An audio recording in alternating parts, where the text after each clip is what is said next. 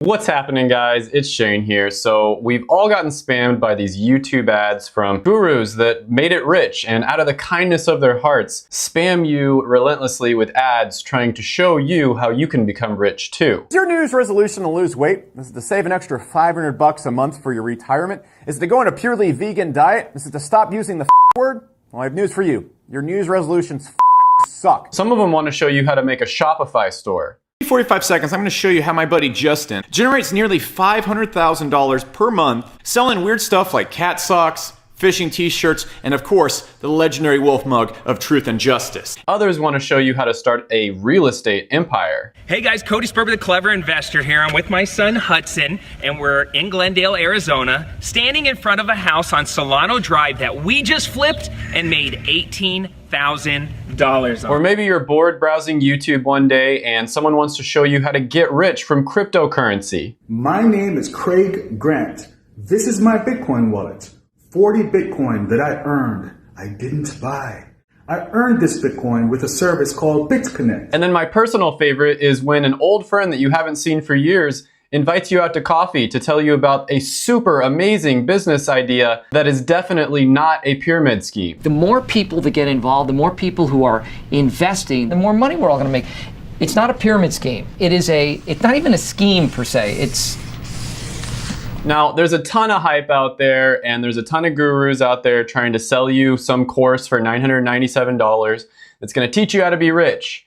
And what I want to do in this video is I want to break down the ones that are actually decent opportunities and then talk about the ones that are just complete scams and you're going to have a horrible time if you even try it. So the first one on the list is going to be MLMs, or multi-level marketing. Now, everybody knows that pyramid schemes are a scam. You know, they're illegal in the United States and several other countries. And if you get caught doing one, you could literally get sent to jail for 150 years. But what about multi-level marketing? I mean, after all, they are legal and they're compliant with the FTC. Well, technically, yes, they're legal. And if you ask any of these MLM companies, they'll throw all these statistics at you. And in their defense, it is very difficult to keep track of these statistics. But according to research by the FTC, 99% of MLM participants lose money. And let's talk quickly about a few things in this study. So it analyzed about 350 different MLM companies, and it only included the ones that were confident enough to actually release data. So these were basically the best MLM companies. Now, a second thing about the study is the term liberal assumptions was mentioned over and over again when it came to the data, which basically means that whenever it wasn't clear or whenever the data seemed to go off in one direction, they always gave the MLM companies the benefit of the doubt. So they assumed the best for the MLM companies. So for instance, if the operating costs of a participant in an MLM company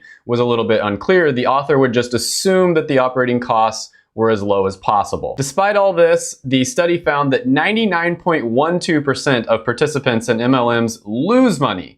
Not that they don't make enough or anything like that, they straight up lose money. And the craziest thing I learned when I was doing my research for this video is that MLM companies actually have a worse track record than pyramid schemes. That's right, back in the day when pyramid schemes were legal, you actually had a better chance of being successful doing a pyramid scheme than you do if you get involved with an MLM company. So even though they're technically legal, it's still a horrible opportunity. And it really blows my mind how many different people fall for these. I mean, I knew a person who I consider to be basically a genius. I mean, she was a doctor and she started selling for an MLM company. I don't know how they trick people into doing it, but the bottom line here is MLMs are F tier, guys. Definitely going into F tier.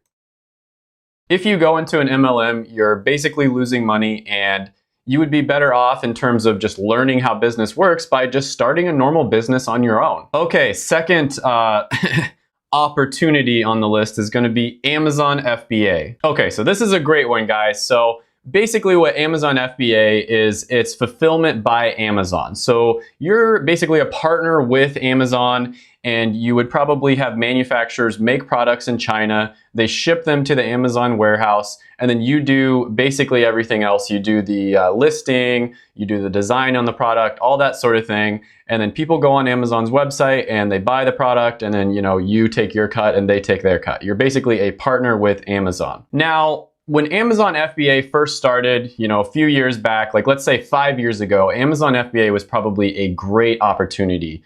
Something that you would be really good to get into. But these days, your chances of being successful on Amazon FBA are incredibly low. So according to Marketplace Pulse, out of the 7,890,000 or so people who are selling on Amazon, only about 206,000 of them are doing $100,000 in sales. That's about 2.6% of the total sellers on Amazon, which I admit is better percentages than if you get involved in an MLM. Now, anybody who's done anything in the physical product business knows that profit margins are very, very low. Usually, if it's a good product, it'll be somewhere around 10 or 15% in profit margins. And that's after you consider everything on Amazon that you have to do, including marketing budget, pay-per-click, buying the product from the manufacturer, shipping it, storage fees at the Amazon warehouse, the percentage cut that Amazon takes, etc., etc., etc. So let's be really liberal in our assumptions here. Let's be nice and say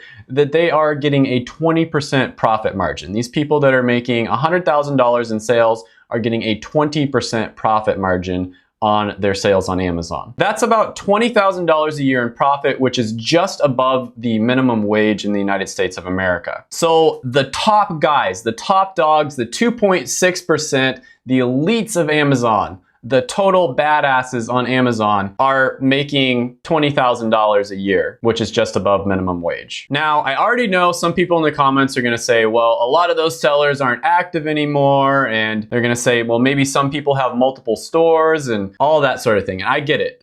Of course, these numbers are not going to be completely accurate, but they can't be that far off. I lived in Las Vegas and I actually knew a guy who sold over 10 million on Amazon, and he told me, because I was interested in it, to stay away from Amazon because when he started Amazon FBA, first of all, he started it right when it was at the beginning, and he had a background in the physical product business. So he really, really knew what he was doing. And he told me all about some of the tactics that some of these successful sellers are using on Amazon, and some of these tactics just blew my mind. I mean, let's not even talk about the fake reviews. I mean, Amazon has tons of fake reviews all over the place. And it's to the point where if you don't do fake reviews, you actually can't even compete. Some of the other tactics he told me about were how they would make multiple stores. So you'd make 10 or 15 different stores when you found a product you thought was good, and then you just flood the market with all those different stores to make it look like there were a ton of different people who were selling that product and it was saturated,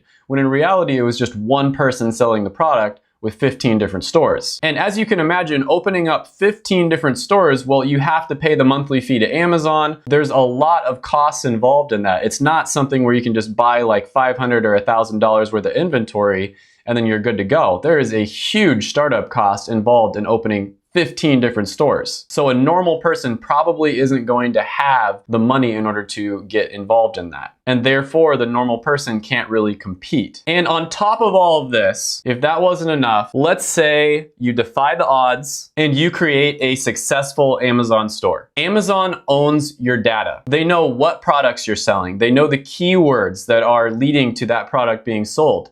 They know the pictures that you used. They know what your sales are. They know which variations of the product are selling the best. They know everything and they own your data. So basically, once you've done all the hard work, all the grunt work of figuring out, what sales copy does really well, what types of pictures do really well, Amazon can just go in there and just copy your product. They can make their own version of your product, and then guess what? They have all the control. They can put their product at the top when somebody searches all of those keywords that you worked so hard to rank for. They'll put theirs over yours and they'll just absolutely crush your sales. And you really do not want to be competing with Amazon. I mean, we all know what Amazon does to their competitors. They absolutely destroy them. So all the gurus that are telling you, all you need is $1,000 or you should go in credit card debt just to get started on Amazon. It's super easy. Anybody can do it. They are all full of shit. Still, with that being said, I have seen some people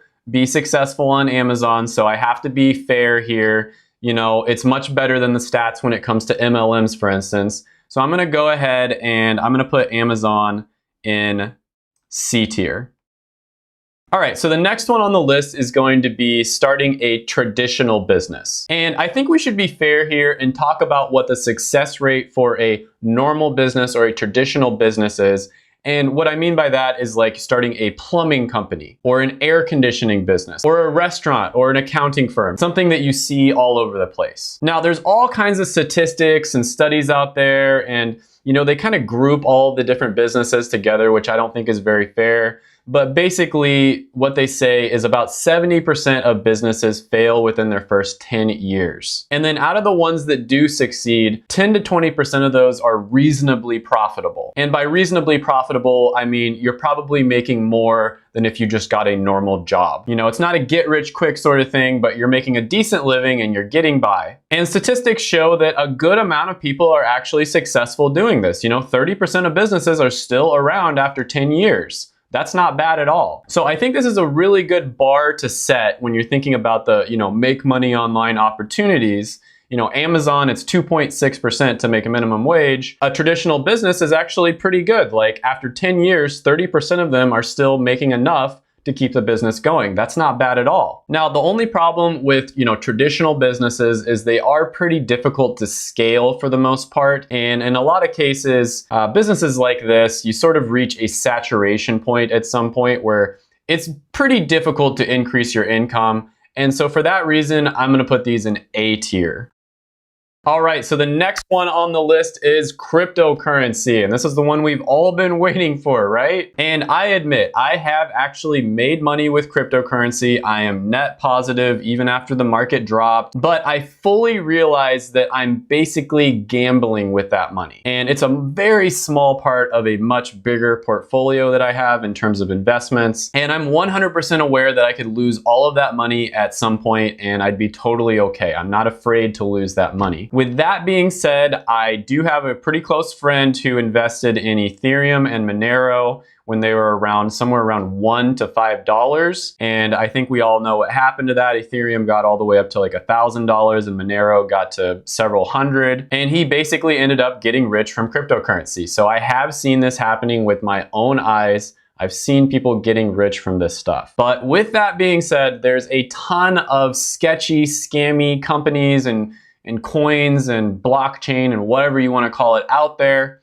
Take BitConnect, for example. They scammed thousands and thousands of people. There were people who posted videos on YouTube saying they were suicidal after it was found that BitConnect was a scam. They held these giant, lavish conferences. They made music videos to get people to buy it. And they had a very lucrative affiliate program going on, which attracted some amazing entrepreneurs like Craig Grant. Now, I'm still extremely skeptical about cryptocurrency. I think there's way too much hype, and my friend who got rich is also very skeptical. He took most of his money out of the market. So with that being said, crypto is gonna go in B tier because I still think it's a pretty bad option, but better than a lot of the other options on this list. So when you compare cryptocurrency to a lot of these other options, it's gotta go in B tier.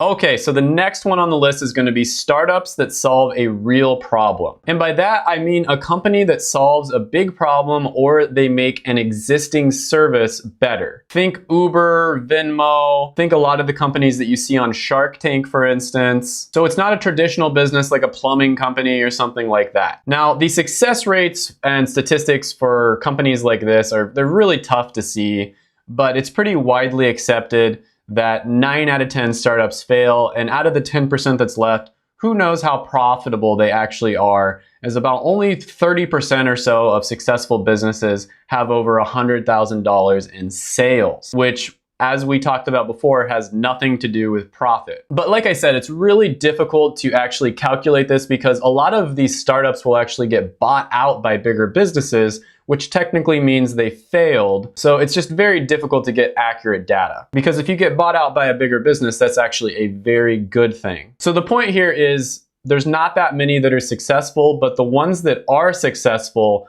are really, really successful. A lot of the times, these company founders will make $10 million, $100 million, or even more when they get bought out. Think PillPack getting bought out by Amazon for almost $1 billion, for instance. On top of this, a lot of startups get funded by outside sources, and so there isn't as much risk involved. And so if they fail, they can just try over and over and over again. There's really no such thing as something that you can reliably get rich quick from, without a ton of luck anyways, but this one is probably the one that comes closest to that. So for that reason, I'm gonna go ahead and put this one in S tier.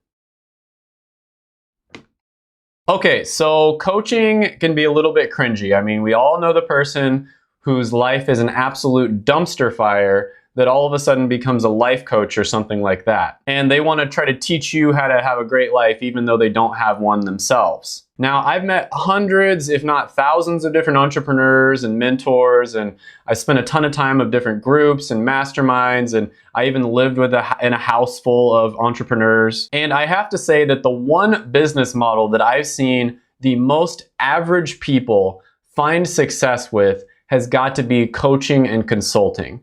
And they're very similar, but I'll explain the differences here in a minute. But quickly, let me explain what I mean by average. So average intelligence is not a business genius like Elon Musk. You know, they don't have a ton of business experience, because if you had a ton of business experience, you wouldn't be average. You don't have some kind of unfair advantage, like they have a lot of money coming in from their parents, or they have some kind of investor in their family or one of their friends that's giving them a ton of money. They don't have another advantage like they're mentored by a world-class entrepreneur like frickin' Tony Robbins or something like that. This is what I mean by average. You know, I've seen more average people become successful using this business model than any other one. So the differences between coaching and consulting basically means like what niche you're in. So if you're health, fitness, you know, mindset sort of niche, then you're probably going to be a coach. And if you're in a business or information type niche, then you're going to be a consultant. But they both basically do the same thing, which is they identify a painful problem that a bunch of people in a particular group are having, and then they figure out how to solve that painful problem. A great example of this is one of my favorite channels, which is DSLR Video Shooter. And he basically teaches people how to use their cameras, how to make really good videos. And I bought one of his products because I just wanted to figure out how to use my camera that I got. And it was excellent. It was like a $15 product, and it taught me everything that I needed to know about using the camera. And the next camera that I get, I can almost guarantee you I'm gonna buy whatever product he comes out with for that camera. And this is a really great business model because you can do it without investing like $10,000 in products or business infrastructure or anything like that. And then you can decide when you want to scale. You don't have to worry about inventory. And I've really seen a ton of average people become successful using this business model, just teaching people how to do things that they're passionate about themselves. This one is definitely S tier. You're not actually going to get rich quick. Nothing is guaranteed unless you get super, super lucky in terms of getting rich quick.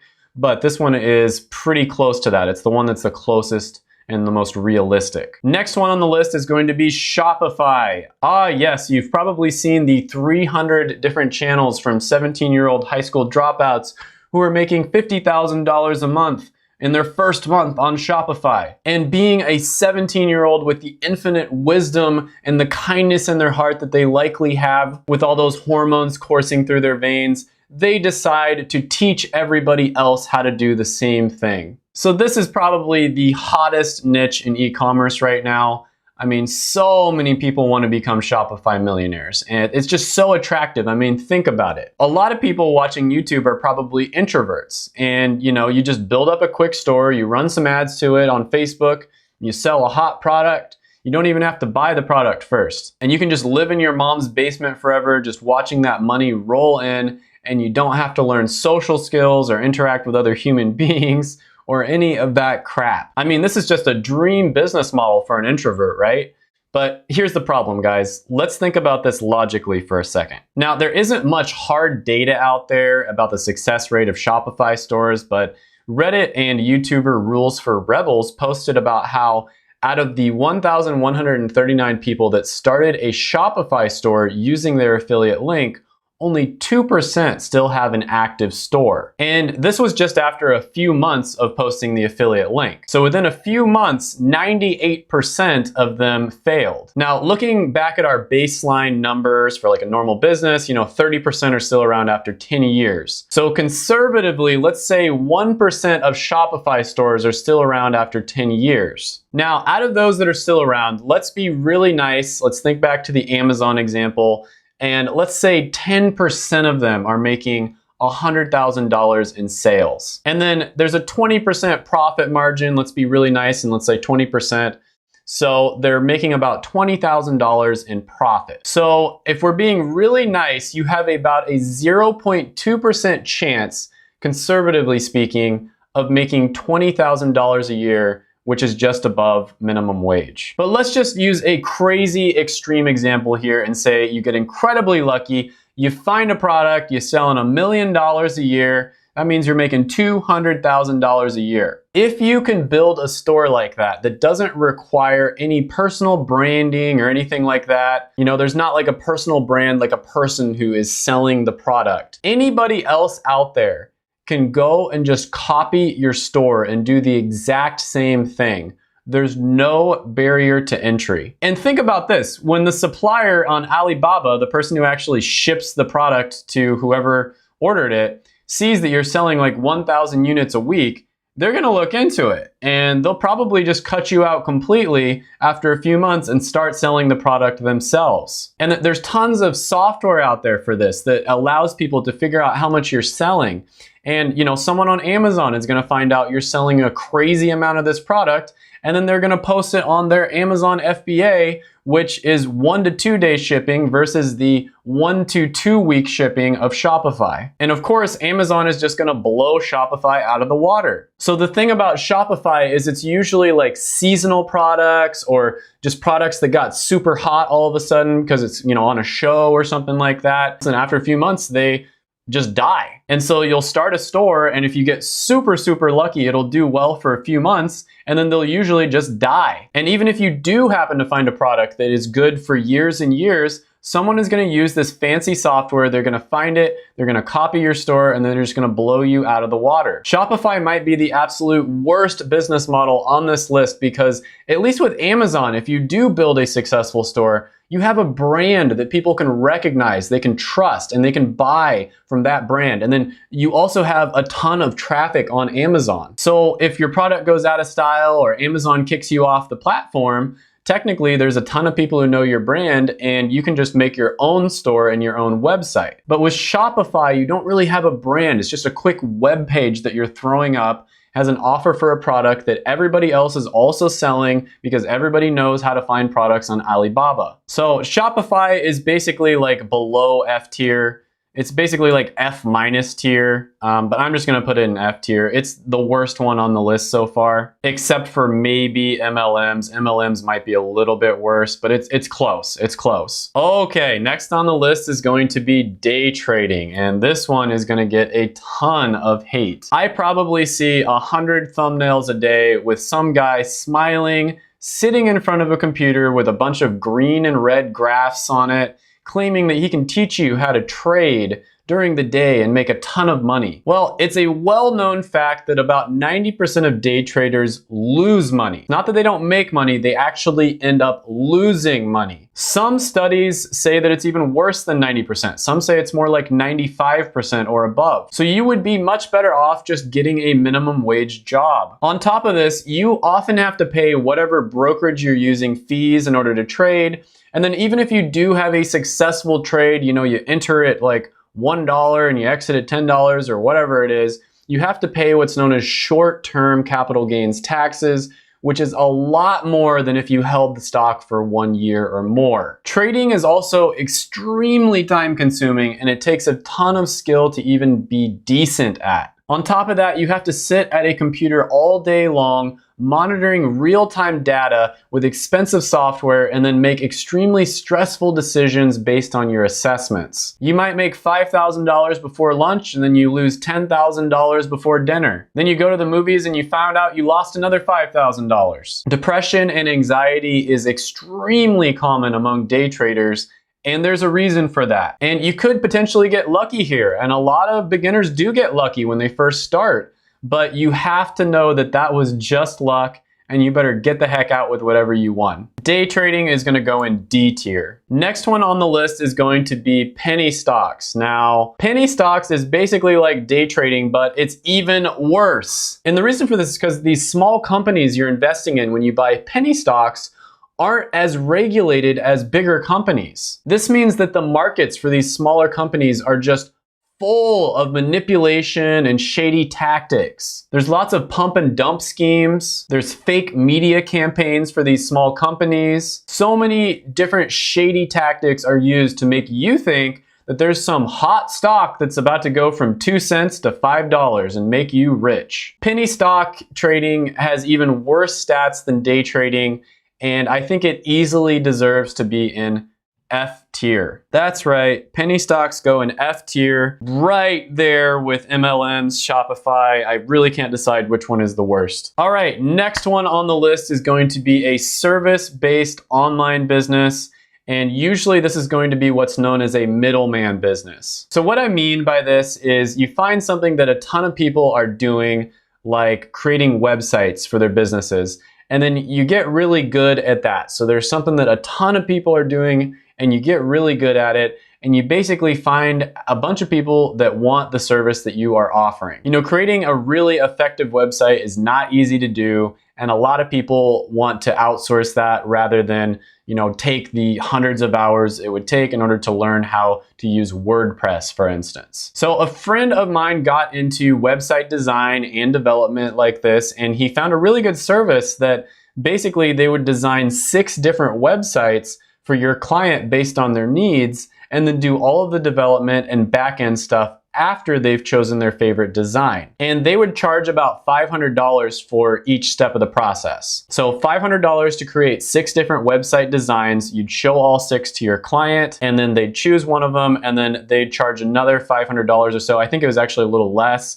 in order to actually create that website, do the development and the back-end stuff on the website itself. And these websites were excellent. We're talking like awesome A++ tier, maybe even S tier level websites. And a lot of people around the country would pay $5,000 to $10,000 to have these done professionally. So my friend did this, and it was a successful business for years and years. And he was basically just the middleman. He found a really awesome service that did amazing work. I'm sure there's tons of services out there that don't do amazing work, but he found the one that was really good.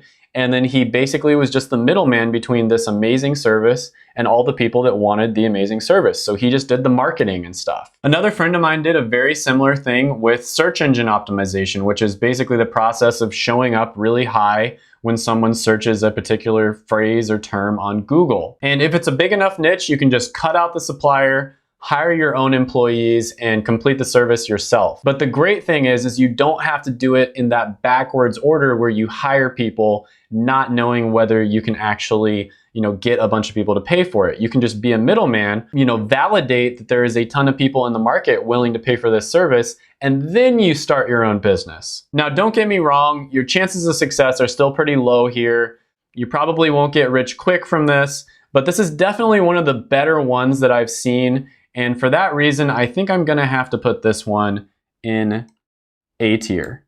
Okay, so the next one on the list is going to be digital marketing, and this one was popularized by our good friend Ty Lopez when he opened his social media marketing agency course and took YouTube by storm. And this definitely was a really good, huge opportunity, 5 years back or so, maybe even like 8 years back or so, when Facebook first started doing their ads, and a lot of people were getting really good with the ads, and they were teaching others how to do it themselves. And then businesses started wanting people who had this skill set. And as a normal business, it's just simply unfair. You got an unfair advantage if your social media game is on point.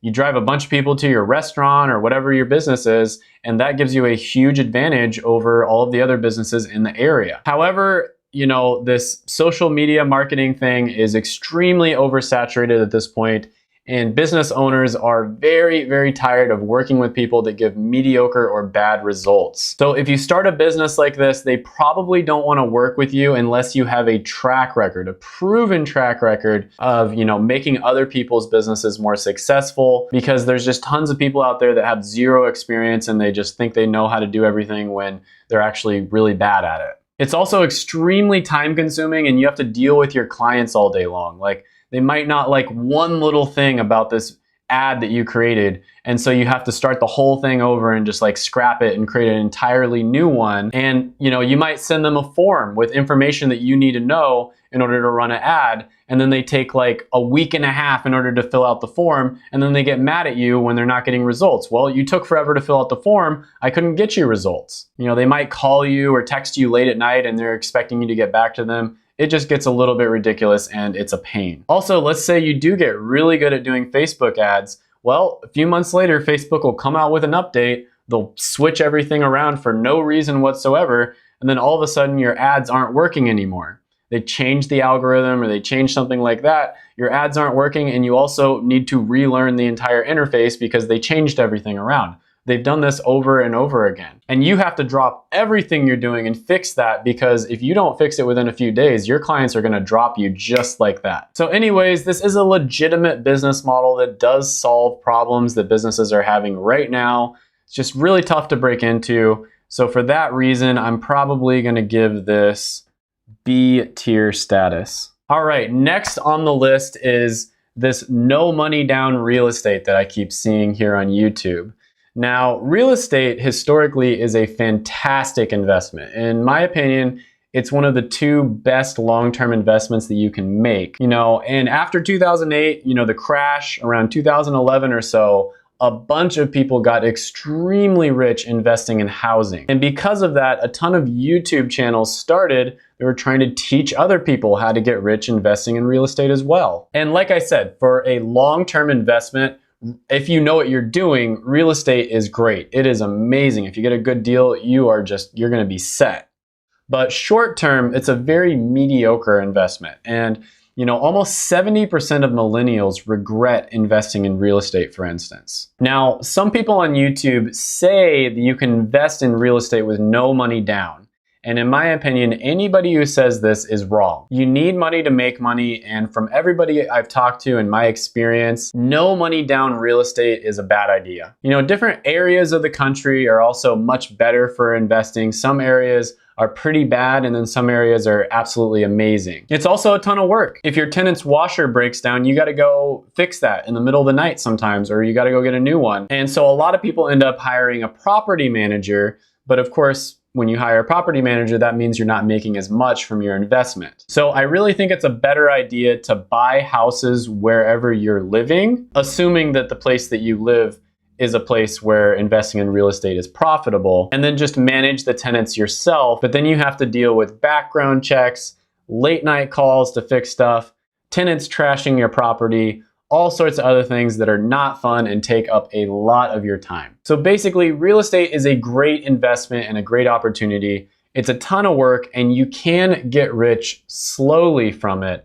but it's definitely not a get rich quick scheme like a lot of these YouTubers make it sound. It might have been pretty close to that back in 2011, but the housing market has recovered and it's not like that anymore. So for those reasons, I'm gonna go ahead and put that one in A tier. All right, so next on the list is becoming an influencer. So what do I mean by this? I mean starting a YouTube channel, starting an Instagram page, something like this. Gary Vee talks about this all the time. You need to be creating content every single day. You need to be putting out as much content as possible. So there's a ton of cringy courses out there trying to teach you to start a YouTube channel or a blog or an Instagram or something like that. And there's a ton of snake oil salesmen that will tell you you can make a ton of money with a small channel within a month. It's not true.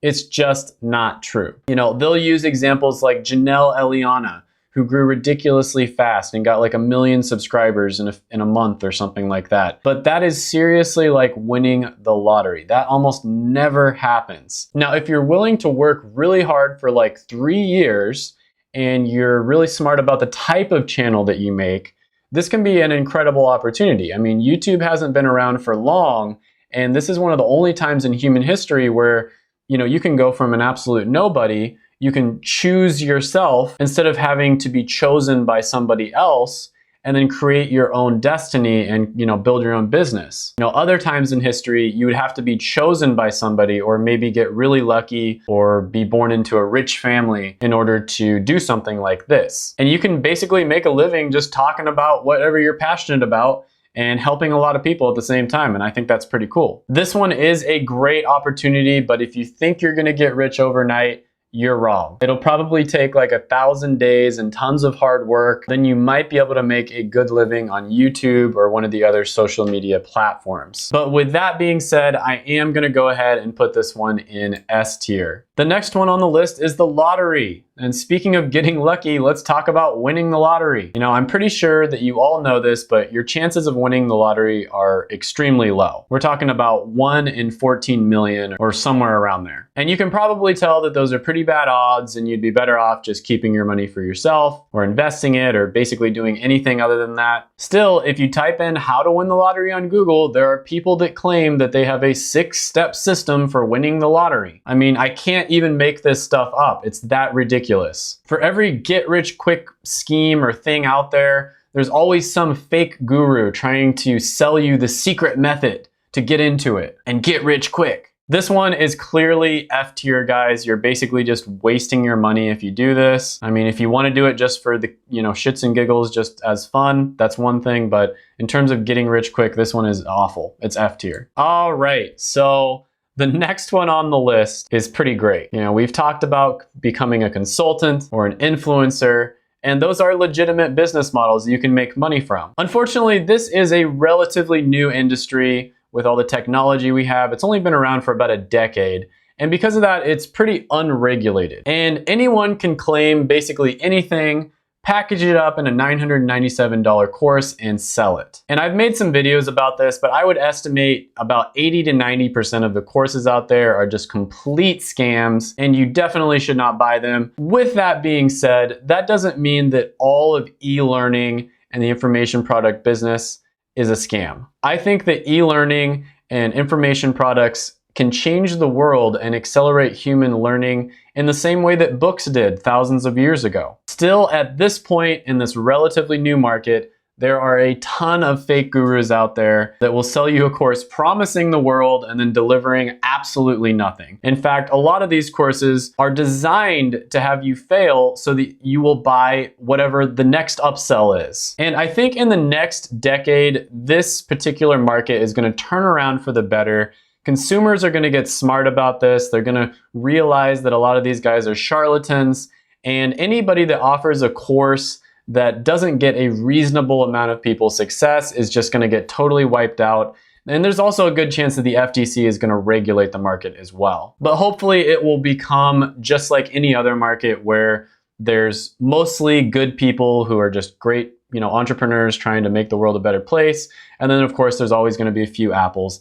Any market is going to have a few bad apples. But for now, as long as you lack empathy and you have no problem scamming a ton of people and ruining lives, and you can still look in the mirror at yourself at the end of the day and respect yourself, then this is probably the best possible business model for you. This one is definitely going to go in S tier. But anyways, thank you guys so much for watching the video. Go ahead, smash the like button, hit the subscribe button, ring the little notification bell, and then check out my other videos right here because I made them just for you. Have a good one, and bye for now.